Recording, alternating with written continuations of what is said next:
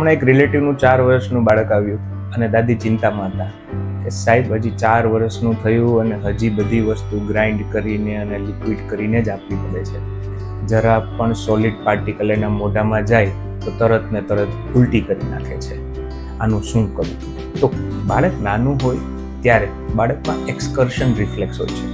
હવે 6 મહિના સુધી બાળક માટે આ પ્રોટેક્ટિવ રિફ્લેક્સ છે કે બાળકના મોઢામાં કોઈ પણ સોલિડ વસ્તુ જાય તો તરત જ બાળક ઉપકો કરીને એ વસ્તુ કાઢી નાખે. 6 મહિના પછી જ્યારે ટીથિંગ, માઉથિંગ એટલે કે બધી જ વસ્તુ બાળક મોઢામાં નાખે ને પોતાનો હાથ અંદર સુધી લઈ જઈને ઉપકો કરે એટલે ધીરે ધીરે એ એક્સકર્શન રિફ્લેક્સ ઓછો થઈ જાય છે. એટલે જ આપણે 6 મહિના પછી વીનિંગ સ્ટાર્ટ કરવાનું કહીએ છીએ. હવે ત્યારે ધીમે ધીમે બાળકનો એ રિફ્લેક્સ ઘટે એટલે આપણે ધીમે ધીમે કન્સિસ્ટન્સી વધારી અને ઘટ ખોરાક આપવાનું શરૂ કરવું જોઈએ. હવે અમુક બાળકમાં રિફ્લેક્સ લાંબા સમય સુધી રહેતો હોય છે તો આપણને એવું થાય કે આપણે સોલિડ વસ્તુ આપીએ અને ઉપકો કરીને કાઢી નાખે. એનો મતલબ એ નથી કે એ વસ્તુ એને ભાવતી નથી, પણ એક્સકર્શન રિફ્લેક્સ હજી એનામાં પ્રેઝન્ટ છે. આની સારવાર શું કરશું?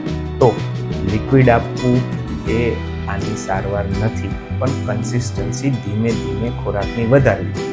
પહેલાં જો લિક્વિડ આપતા હોય તો પછી પ્યુરીની જેમ આપવું અને પછી ધીમે ધીમે સેમી સોલિડ અને સોલિડ ફૂડ ઉપર લઈ જવું. બાળકની સામે એની ભાવતી વસ્તુ સોલિડ કરી અને મૂકવી તો શું થશે કે બાળક જાતે પોતાના હાથથી એ વસ્તુ મોઢામાં નાખશે અને ખાવાનો પ્રયત્ન કરશે. અને આમ છતાંય તમને એવું લાગતું હોય કે આ વસ્તુ સોલ્વ નથી થતી તો ડૉક્ટરના ગાઈડન્સ હેઠળ બાળકને સોલિડ વસ્તુ ખવડાવવાનો પ્રયત્ન કરવો.